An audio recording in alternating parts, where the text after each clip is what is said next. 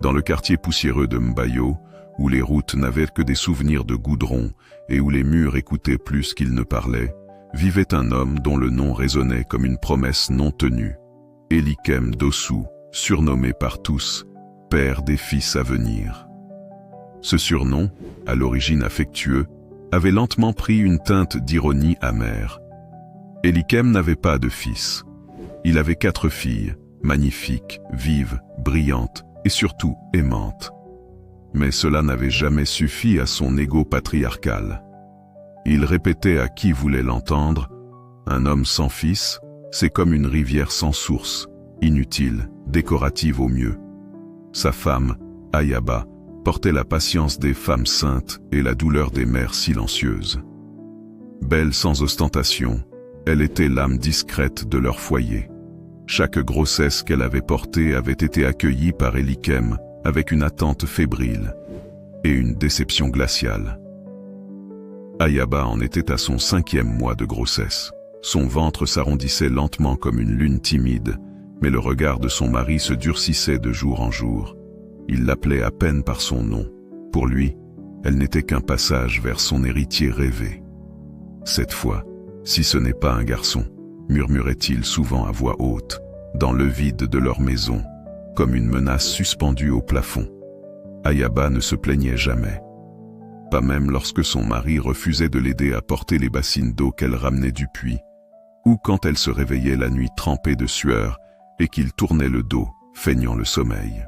Mais une nuit, à 3 heures du matin, le ciel de Mbayo se couvrit d'un nuage étrange, comme un rideau noir venu d'ailleurs. Ayaba, incapable de dormir à cause des douleurs dans son dos, se leva, mit un pagne et sortit dans la cour. Là, dans la pénombre, elle leva les mains et murmura « Seigneur, je ne te demande pas de changer cet homme, mais je te supplie de lui faire ressentir, juste un peu, ce que je ressens. Qu'il sache, qu'il sache. » Et c'est à cet instant que le vent s'arrêta. Totalement. Les feuilles cessèrent de trembler, les chiens se turent, et le silence qui suivit n'était pas naturel. C'était le genre de silence qui précède les interventions célestes, celles que les anciens appelaient les jugements voilés. 2 jours plus tard, Elikem revint du marché avec une démarche titubante. « Ma tête tourne, mon ventre », grogna-t-il en s'écroulant dans un fauteuil. Ayaba, silencieuse, le regarda sans mot dire. Une intuition obscure s'éveillait en elle, un frisson qu'elle n'osait même pas nommer. La nuit suivante, il vomit. 2 fois. Puis refusa le fufu qu'il adorait depuis l'enfance. « Ça me dégoûte. J'ai envie de mangue verte, » murmura-t-il, haletant, la sueur coulant de ses tempes. Elle voulut rire, elle voulut crier, elle ne fit ni l'un ni l'autre. Elle l'aida à s'allonger, lui apporta de l'eau chaude, puis s'éloigna, les larmes aux yeux. Le lendemain, Elikem se plaignit de douleurs dans le dos, puis dans les hanches. Un autre jour, il fondit en larmes en regardant une publicité où une vieille dame offrait son dernier billet à un orphelin. « Je suis juste sensible aujourd'hui, » dit-il. Mais tout s'aggravait. Des furoncles apparurent. Une fatigue inexplicable l'écrasa. Il se réveillait la nuit, en sueur, le ventre tendu, la respiration haletante. Une fois, il crut même sentir un battement, à l'intérieur. Lorsque le médecin local, le docteur Yomi, lui fit passer une batterie de tests, Elikem était à bout. « Dites-moi, docteur, c'est une malédiction, un poison? Je suis en train de mourir. » Mais le médecin, après avoir longuement analysé les résultats, eut un sourire étrange et lui dit simplement « Ce que vous ressentez, monsieur Dossou, s'appelle le syndrome de Couvade. C'est une grossesse sympathique. Une quoi? Votre corps imite les symptômes de la grossesse de votre femme. C'est rare, mais bien réel. Et très souvent, ça arrive à ceux qui ont nié la douleur de leur compagne. » Le silence dans la salle était aussi lourd que la révélation elle-même. Elikem se leva lentement, tremblant. Le monde semblait avoir glissé sous ses pieds. Ce soir-là, en rentrant chez eux, Ayaba l'aida à s'installer, puis alla préparer un bouillon d'herbe. Lorsqu'elle revint, Elle le trouva en train de pleurer, tenant son ventre. « Je ne comprends pas. Je n'ai jamais cru à ces choses. Pourquoi maintenant? Pourquoi moi ?» Ayaba s'agenouilla devant lui. Pour la première fois depuis longtemps, leurs regards se croisèrent profondément. « Tu as toujours dit que tu voulais un fils. Mais Dieu voulait te donner une leçon. » Et alors, Élikem comprit. Ce n'était pas une punition, c'était une invitation à l'empathie. Mais la leçon ne faisait que commencer, car la grossesse allait durer, et ce qu'il allait vivre dépasserait tout ce qu'il avait pu imaginer. Le matin suivant la visite chez le docteur, Élikem se leva avec un soupir de soulagement. La nuit avait été calme, sans nausée ni vertige. Il pensait naïvement que tout était terminé. Mais en se dirigeant vers la salle de bain, il croisa son reflet dans le miroir et sursauta. Son ventre avait gonflé comme celui d'un homme de 6 mois de grossesse. Il recula, haletant. Son cœur battait à tout rompre. Ce n'était plus un simple malaise, ni une illusion. Son corps était réellement en train de changer. Ce n'est pas possible, ce n'est pas possible, ce n'est pas possible. Il tomba à genoux. Ayaba, de l'autre côté du mur, entendit un cri. Elle accourut, ouvrit la porte, et le trouva prostré au sol, le visage décomposé. Il ne disait rien, ne bougeait plus. Il se contentait de fixer son ventre bombé en silence. Elle ne dit rien non plus. Mais dans le silence de ce matin-là, un pacte invisible fut conclu. Dieu n'avait pas fini de parler. Les jours qui suivirent furent un calvaire. Élikem avait maintenant des envies étranges. Il mangeait de la craie. Il mâchait du savon. Il voulait à tout prix sentir du kérosène. Il ne supportait plus certaines odeurs et se réveillait parfois au milieu de la nuit avec une. Mon dos, oh mon Dieu, c'est comme si, ça pousse. Ayaba appela rapidement leur voisine, tante Ébélé, une matrone ancienne qui aidait les femmes à accoucher depuis 40 ans. Elle arriva, l'examina et recula, perplexe. Ma fille, ce n'est pas un simple envoûtement. Ce n'est pas de ce monde. Ce que je vois là, c'est une grossesse spirituelle. Il porte quelque chose qu'il n'aurait jamais dû porter. Cette nuit-là, alors que le vent soufflait fort et que les chiens hurlaient au loin, Élikem rêva d'un désert infini. Il marchait, seul, pieds nus, sous un soleil brûlant. Puis, au loin, une silhouette se matérialisa. Un vieil homme, vêtu d'une toge blanche, tenant un bâton d'ébène, l'attendait. Élikem Dossou. Qui êtes-vous? Je suis le témoin de tes erreurs, le gardien des douleurs que tu as méprisées. Je ne comprends pas. Chaque fois que tu as levé la voix sur Ayaba, chaque fois que tu as nié ses pleurs silencieux, chaque fois que tu as traité tes filles comme des ratées, tu as sculpté la forme de ce que tu portes aujourd'hui. Mais je ne suis qu'un homme. Un homme veut un fils. C'est naturel. Le vieil homme s'approcha, et son regard transperça Élikem comme un fer brûlant. Ce que tu portes n'est pas un enfant de chair, mais un enfant d'orgueil. Tu accoucheras de toi-même, et tu verras. Et d'un geste du bâton, il le toucha sur le ventre. Élikem se réveilla en hurlant. Le lundi suivant, au marché de Mbayo, les rumeurs atteignirent leur apogée. Un homme avec un ventre de femme enceinte. Un homme qui pleure à cause de l'odeur des épices. Un homme qui cherche de l'eau citronnée à 5 heures du matin. Partout où Élikem passait, les regards le poursuivaient. « Hé, papa-fils à venir, tu vas accoucher quand? Fais attention, hein, les contractions arrivent souvent la nuit. » Certains le pointaient du doigt. D'autres riaient. Les enfants le suivaient en chantant « Tonton maman, ton bébé va tomber ». Il devint la risée du quartier. Mais il y avait quelque chose de plus grave que les moqueries. La honte. Celle qui se colle à la peau comme une seconde couche de douleur. Une nuit, Élikem ne put plus dormir. Il se leva, s'assit sur le rebord du lit et pleura en silence.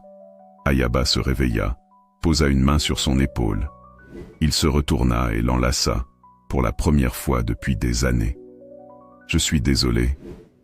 Pourquoi?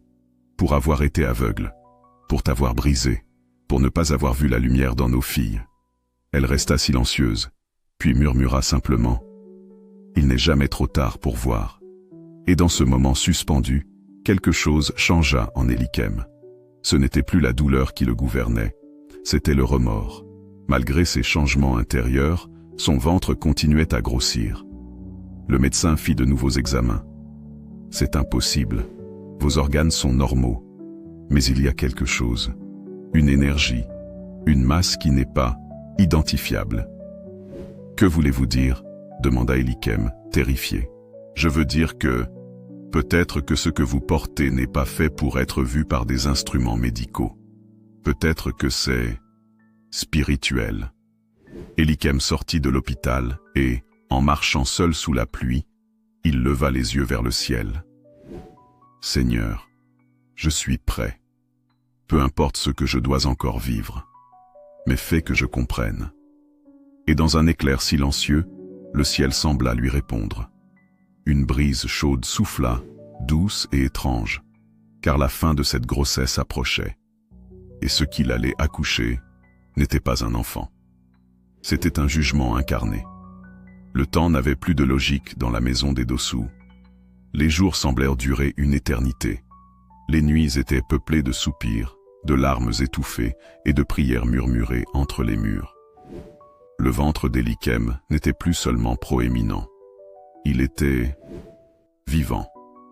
Parfois, la peau frémissait comme si quelque chose y dansait à l'intérieur. D'autres fois, un creux apparaissait soudainement sur le flanc, comme si une main invisible pressait de l'intérieur. « Ce n'est pas un enfant, ce n'est pas de la chair », disait-il souvent, les yeux écarquillés, le regard vide. Et pourtant, son corps souffrait comme celui d'une femme enceinte. Les contractions venaient, les reins se bloquaient, il hurlait de douleur au milieu de la nuit. Ayaba, bien qu'épuisée, le soutenait, doucement, sans ironie, sans vengeance. Elle l'aimait toujours, et elle avait compris une vérité que lui n'osait pas formuler. Ce n'était pas un simple miracle, c'était une mission divine, une purification. Un jour, l'oncle d'Élikem, vieux paterne, homme respecté du village et doyen du conseil des sages, fit le déplacement après avoir entendu les rumeurs. Il arriva au coucher du soleil, vêtu de sa tunique d'initiation, portant son bâton de griot. Il regarda Élikem de haut en bas et dit simplement « Tu portes le poids de tes paroles, mon fils. » « Ce n'est pas possible, oncle. Ce n'est pas logique. Je suis un homme. » « Justement. Et tu as oublié que les hommes ne donnent pas la vie. Ils la reçoivent. Tu as oublié l'humilité. Tu as volé l'honneur de ta femme, de tes filles, et même celui de ton nom. Mais je n'ai rien fait de mal. J'ai juste voulu un fils. Non, Élikem. Tu as exigé un fils. Comme on exige un dû. Comme si Dieu t'en devait un. Élikem baissa la tête. Et Paterne ajouta, « Ce que tu accoucheras ne sera pas un enfant. Ce sera un souvenir, un fragment de toi que Dieu veut brûler. Et si tu survis, tu renaîtras. Sinon, » il ne termina pas sa phrase. Dans la nuit du 27e jour du 9e mois de cette grossesse divine, Élikem sentit que son corps atteignait une limite. Les douleurs étaient devenues permanentes. Il ne pouvait plus marcher. Il ne pouvait plus respirer correctement. Il se mit à avoir des visions, des éclats de lumière, des souvenirs de son enfance, des mots de sa mère qu'il avait oubliés. Le cœur qui méprise les filles est un cœur qui renie la main de Dieu. Il se revoyait jeune, promettant de devenir un père tendre. Il entendait les pleurs d'Ayaba à la naissance de leur 4e fille. Il revoyait ses filles courir vers lui avec des dessins et le voir détourner les yeux, frustré qu'elles ne soient pas des garçons. Et alors, dans cette nuit silencieuse, un cri traversa l'obscurité, non pas celui d'Ayaba, mais celui d'Élikem lui-même. Un cri qu'aucun homme n'avait jamais poussé, un cri d'enfantement. Ayaba, accompagné de leur voisine guérisseuse, transporta Élikem au centre de soins. Le médecin en chef, le docteur Yomi, avait depuis longtemps cessé de chercher des explications médicales.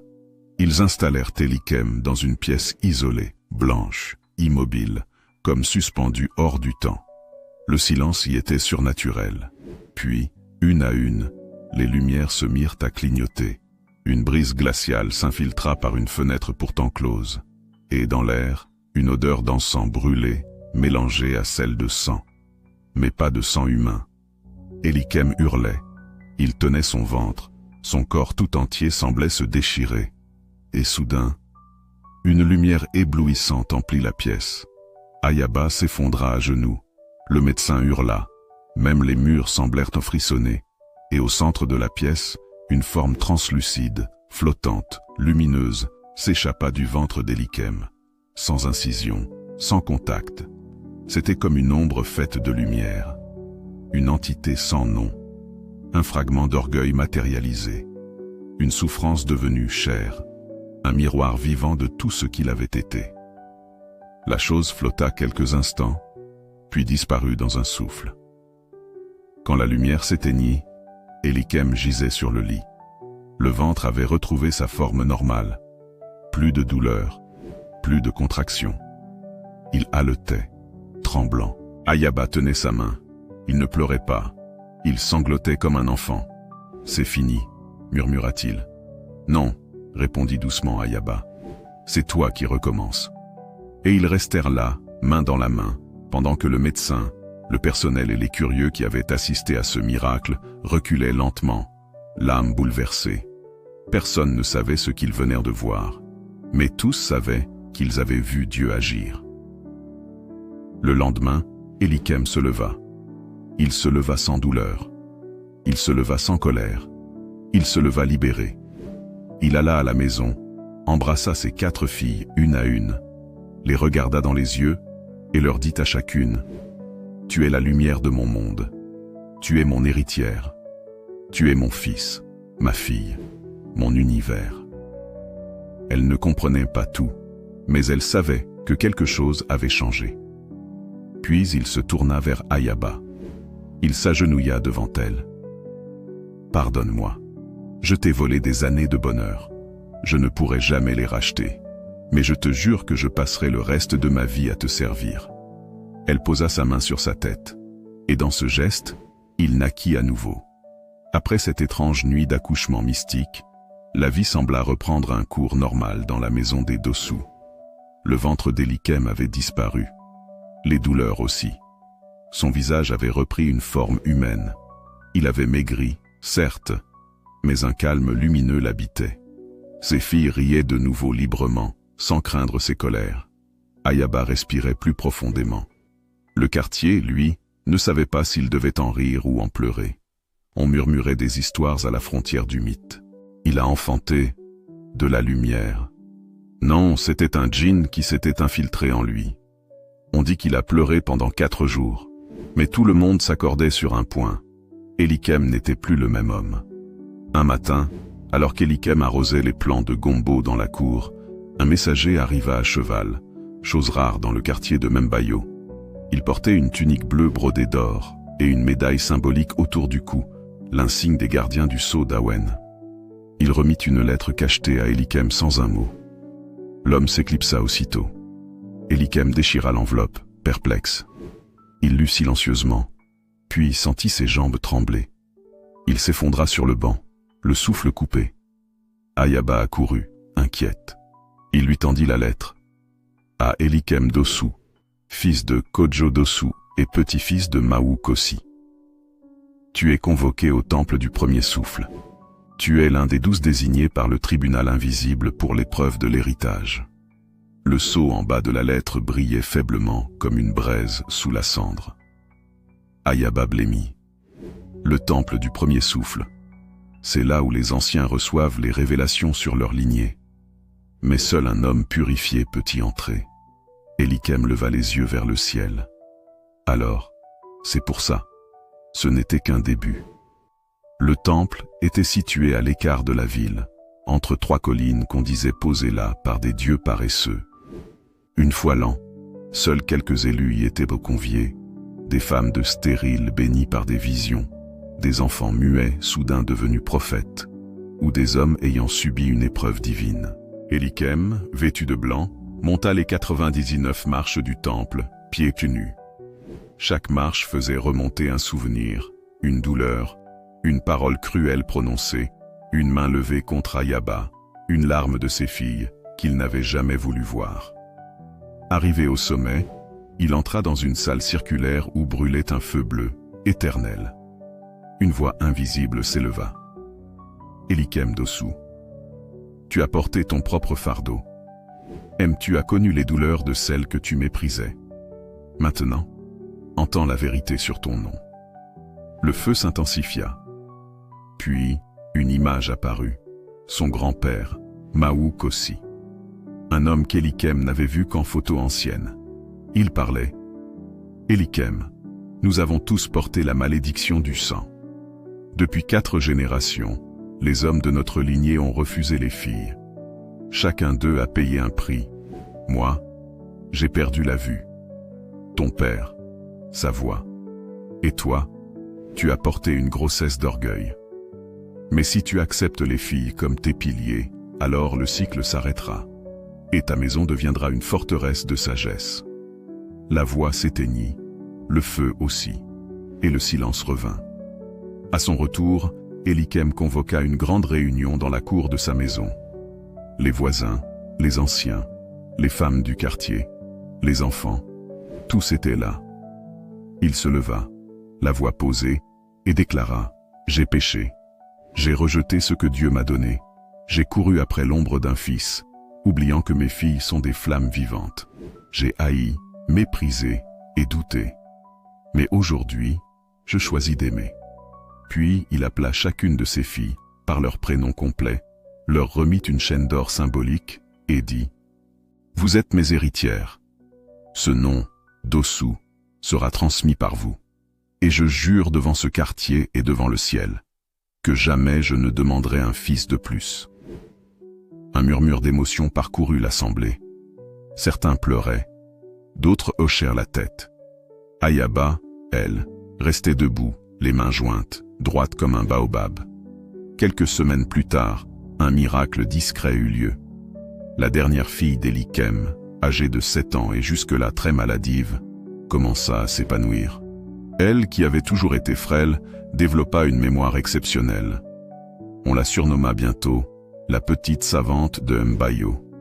Et un vieux prophète du village déclara un jour « La maison d'Ossou a été guérie, l'héritage est restauré, car le père s'est courbé, et Dieu a redressé ses enfants. » Élichem fit un dernier rêve. Il était au sommet d'une montagne. Le vieil homme en blanc lui apparut de nouveau, souriant. « Élichem, que veux-tu désormais? Je veux voir mes filles grandir et devenir reines. Et le fils que tu désirais tant. » Élichem sourit. « Si Dieu me donne un fils un jour, je l'aimerai. Mais s'il ne me donne que des filles, je danserai tout autant. » Le vieil homme hocha la tête. Puis, il disparut. Et Élichem se réveilla. Un homme nouveau. Depuis le retour d'Élichem du temple du premier souffle, la maison d'Ossou vivait dans une paix presque surnaturelle. Les voisins parlèrent de lui comme d'un modèle d'homme changé, un miracle ambulant. Il s'occupait de ses filles avec une dévotion presque paternelle à l'excès. Ayaba rayonnait. Même les murs semblaient respirer mieux. Mais cette harmonie n'était qu'une couche fine, sur un lac de silence profond. Car Ayaba gardait quelque chose, un secret. Depuis plusieurs jours, elle se levait la nuit, allait dans la cour, posait la main sur son ventre et priait longuement, les yeux fermés, les lèvres serrées. Elle n'avait dit à personne ce qu'elle sentait, pas même à Élichem. Pas encore. Une nuit, Ayaba fit un rêve étrange. Elle était dans une clairière. Au centre, un enfant aux yeux dorés jouait d'un tambour rouge, avec un rythme qui faisait trembler la terre. Autour de lui, des filles dansaient, toutes vêtues de blanc. Puis, soudain, le tambour se fendit, et une main noire en sortit. L'enfant la regarda, et dit d'une voix grave, bien trop grave pour un enfant, « Il vient, il portera la lumière et l'ombre, il sera le miroir de votre foi, et s'il n'est pas aimé, il détruira tout. » Ayaba se réveilla en sueur. Elle posa sa main sur son ventre. Et pour la première fois, elle sentit un mouvement, à l'aube. Elle se rendit en secret chez la vieille guérisseuse, tante Ébélé. Elle lui parla de ses maux, de ses vertiges, de sa faim soudaine pour la terre humide et le piment sec. Elle lui confia ses rêves. Et elle lui demanda, le souffle tremblant, « Est-il possible que je sois encore enceinte ?»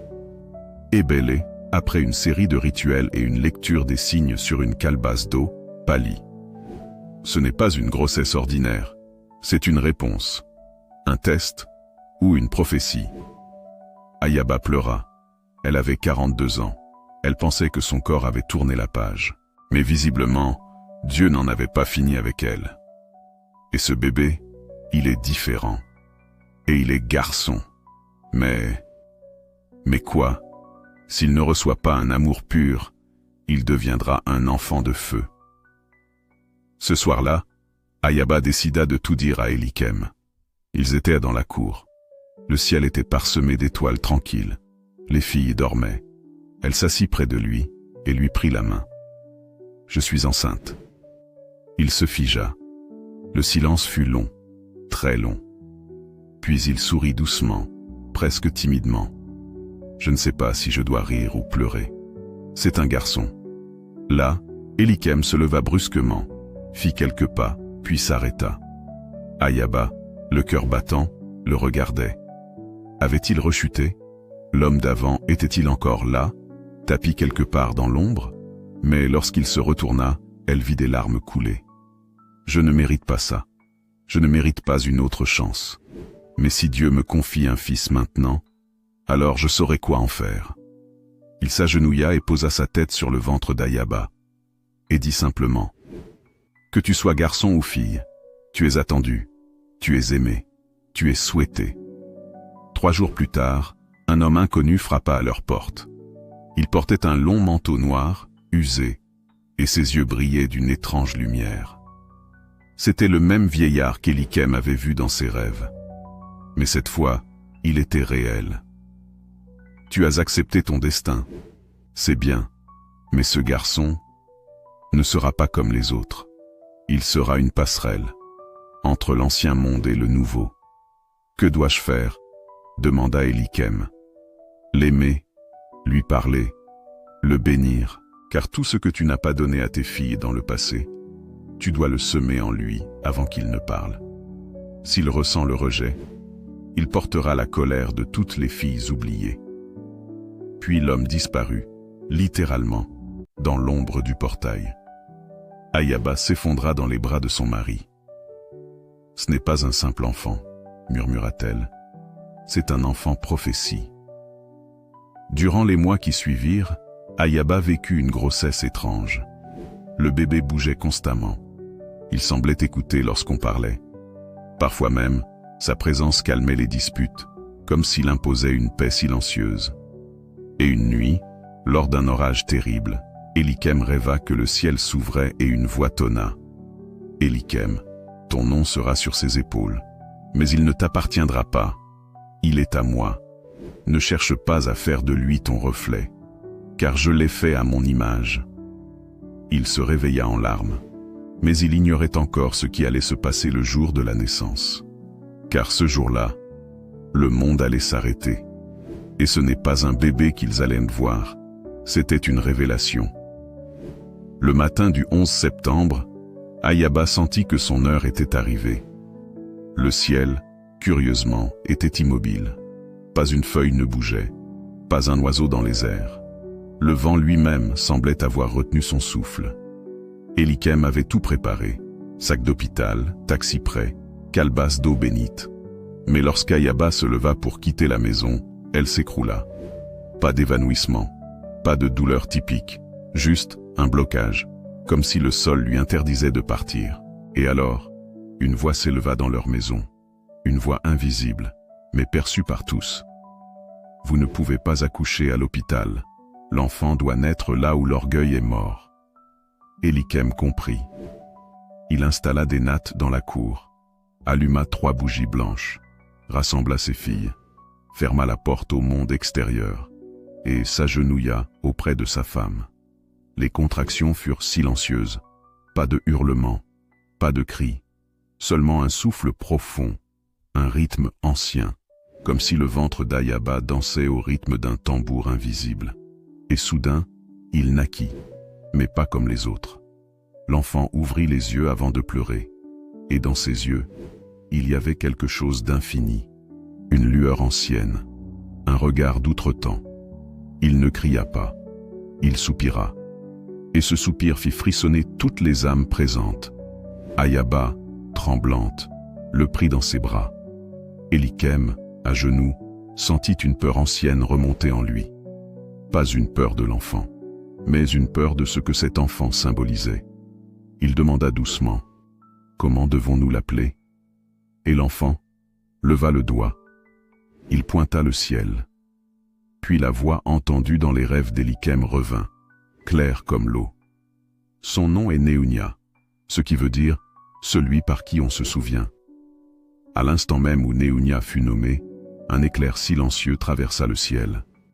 Puis, un morceau de mur de la maison d'Ossou s'effondra, révélant un ancien coffre scellé. Aucune trace qu'il ait jamais été là. À l'intérieur, des lettres anciennes, des journaux d'ancêtres, et une prophétie oubliée, rédigée de la main de Maou Kossi, l'arrière-grand-père d'Élikem. Celui qui portera la douleur qu'il a infligée et reconnaîtra la valeur des filles, verra naître un enfant au regard d'éternité. Cet enfant ne sera pas pour sa lignée, mais pour tous. Il ne doit pas être traité comme un héritier, mais comme un rappel vivant. Élikem comprit alors, Néounia n'était pas un fils à élever comme les autres. C'était un témoin, une balise vivante du prix qu'il avait payé. Les mois passèrent, Néounia grandissait, rapidement. Mais jamais il ne pleurait. Il riait, regardait les étoiles pendant des heures, touchait les arbres et les faisait frissonner. Les animaux du quartier s'approchaient de lui sans peur. Mais surtout, il faisait parler les gens. Chaque fois qu'une personne tenait Néounia dans ses bras, elle se mettait à confesser ce qu'elle n'avait jamais osé dire. Une voisine raconta son avortement caché. Un commerçant avoua avoir volé l'argent de l'école. Une vieille femme pleura en se souvenant de la fille qu'elle avait reniée. Élikem observait tout cela avec un respect profond. Cet enfant n'est pas un enfant. C'est une balance. Un rappel que chaque acte a une conséquence. Un jour, alors qu'Ayaba berçait Néounia sur la terrasse, Élikem s'approcha et lui dit doucement, « Je pensais qu'avoir un fils était la finalité, mais Dieu m'a donné bien plus. Il m'a donné un miroir, un pardon, une cicatrice vivante, et je ne veux plus jamais chercher la gloire des hommes. Je veux seulement être le gardien de ce que Dieu me confie. » Ayaba sourit. Et Néounia, pour la première fois, prononça un mot. « Merci. » Un mot d'un an. Un mot d'un ciel. Merci d'avoir suivi cette histoire jusqu'au bout. Si vous êtes arrivé jusqu'ici, c'est que votre cœur est resté ouvert, attentif et sensible à chaque émotion, chaque douleur, chaque lumière cachée dans les ombres du récit d'Élikem et Ayaba. Cette histoire, bien que fictive, parle d'une vérité bien réelle.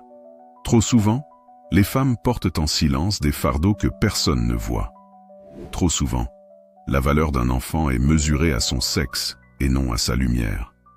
Mais ce récit est là pour rappeler avec douceur, force et mystère que tout enfant est un don, et qu'un homme n'est jamais plus grand que lorsqu'il apprend à aimer sans condition.